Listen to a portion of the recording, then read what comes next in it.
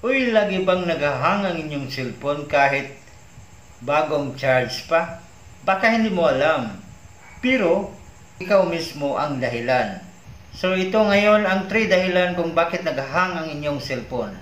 Yung number 3, number ay medyo delikado ito. Kaya panoorin mo hanggang dulo.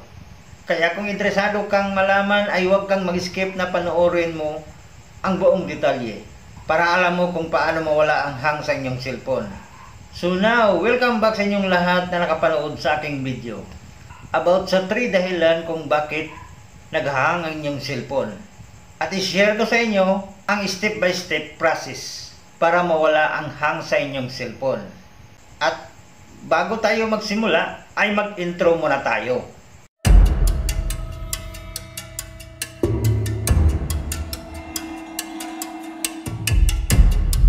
And now, let's proceed to step 1. Puno ang storage. Unang dahilan, puno ang iyong storage. Kasi aminin natin, ang dami mong pictures, video, at screenshots na di mo na kailangan, tapos may mga 3 GB sa TikTok drops na hindi mo pinupost. Kapag puno ng iyong storage, ay wala ng space si system para mag-process ng task. Resulta nito, lag, hang at init ang inyong phone. Kaya kung gusto mong bumilis yan, maglinis tayo at mag-delete muna ng mga kalat nating files. At ituturo ko sa inyo paano maglinis. Ngayon, start na tayo. Ang 3 dahilan kung bakit naghahang ang inyong cellphone. Step 1, itap ang settings. Yan, itap natin ang settings. At pagkatapos, ang sunod nating hanapin ang storage. Scroll tayo pataas. At dito, itap natin ang storage. At ngayon, dito na tayo sa loob ng storage. Internal storage. At makikita natin, dito, may bar graph na 26%. At ang kulay niya is orange. At makikita natin dito kung gaano kalaki ang gamit nating apps, photos, videos, at junk files. Yan ang nagdudulot ng lag sa ating cellphone. So ang sunod nating itap ay ang dito sa baba, ang clean. Itap natin ang clean. So antayin natin na matapos yang mag-scan at automatic niya itong tanggalin ang unnecessary files tulad ng cache at temporary data. Scroll tayo pataas, itap natin ang trash. Targeted cleanup, itong trash. Itap natin itong isa, yan. At itap natin ang delete. Then delete. Nakasave tayo ng 97.10 MB space. Itap natin ang memory usage. Optimize now. Yan, nag-scan na siya. Optimize. Optimizing memory. Yan ang memory boost optimization memory para matanggal yung mga junk sa ating files memory. At ang sunod, itap natin ang clean, junk cleanup, clean now. Yan. Tinatanggal niya ang cache, junk. Itap din natin ang clean. Yan. Nakasave naman tayo ang 6.4 MB, 14 MB, junk clean. At ang sunod natin, ang app cleaner. Itap natin ang clean. At itap natin save cleanup. So, cleaning junk file. 53.61 MB junk clean. At itap natin ang clean ng WhatsApp. Antayin natin na matapos nag-scan.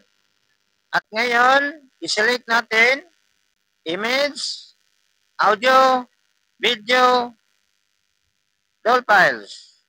Itap natin ang clean. Itap natin lahat ng mga naka-record sa WhatsApp. Ngayon, 9.5 93 KB space save. Sunod natin itap ay phone power consumption. Itap natin optimize now. So, antayin natin matapos mag-optimize. So, itap natin ang optimize. So, antayin natin na matapos itong mag-scan ang power saver. Kunti na lang at ngayon matapos na. So, battery optimization, optimize na.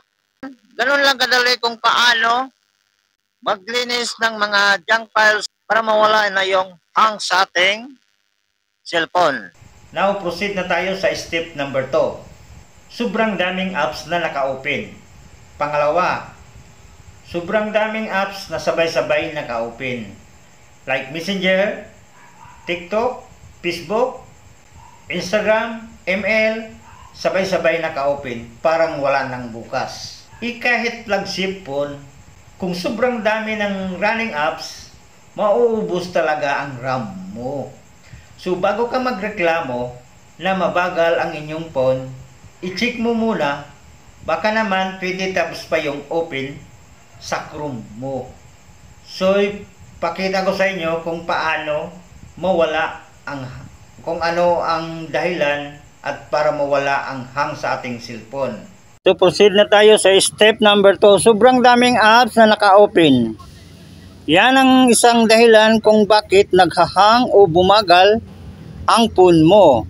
Para hindi na mangyari ulit ito, tuturo ko sa inyo ang tips at idea paano i-close ang mga apps na naka-open sabay-sabay. Una, itap natin ang 3 line. At ngayon ito makikita mo. Swipe natin pakaliwa, yan. Ang daming apps na naka-open sabay-sabay.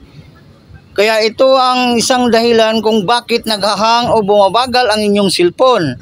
Ang gawin natin ay i-swipe natin pataas. Isa-isa, yan, ganyan. Close natin yan. Simula tayo dito. Yan, ganyan. Swipe natin pataas isa-isa. Yan. So, ganun lang kadali. Kasi kahit hindi mo ginagamit, kumakain pa rin siya ng RAM at battery. Kaya importante na laging linisin ang background apps para bumilis ang galaw ng phone mo. And now, let's proceed to step number 3. May malware o virus. Ito yung ikatlong dahilan. May malware o virus na nasa phone mo. Minsan kasi, may na-download kang free wallpaper, apps o phone cleaner daw. Pero sa totoo pala ay virus. Habang ginagamit mo yung phone mo, ay tumatakbo siya sa background. Kaya uminit at bumagal. Minsan kumakain pa ng data o kaya magnakaw ng information galing sa iyo. Kaya kung ganon ang symptoms ng phone mo, pin mo ito. Scan mo ang gamit na legit na antivirus. I-delete mo yung mga shoddy apps. I-update mo lagi ang system mo. So ngayon, proceed na tayo sa step number 3. May malware o virus. I-check kung may malware o virus. Kung kahit nilinis mo na ang storage at sinara mo na lahat ng apps, mabagal pa rin ang phone mo. Posible na may malware o virus na nakapasok. So, una natin gawin, buksan natin ang Play Store. Itap natin ang Play Store. At ang sunod, itap natin ang profile icon sa upper right side corner of your phone. Itap natin ito. At ang sunod, itap natin ang Play Protect. Ngayon, ito nang lumabas. No harmful apps found. So, itap natin ang scan para sure. At ngayon, nag-scan na siya. Antayin natin na matapos pag-scan. So, ngayon, ang lumabas, no harmful app found. So, wala nang problema. Kapag may lumabas na warning, yan install mo agad yung apps na yon. So, tips ko lang, boss, iwasan mong i-install ang mga hindi kilalang apps. Lalo na yung galing sa mga delikado website. Kasi minsan doon talaga pumasok ang mga virus na nagpapabagal ng phone mo. Kung nakatulong sa iyo itong video na ito, don't forget to like, share, at subscribe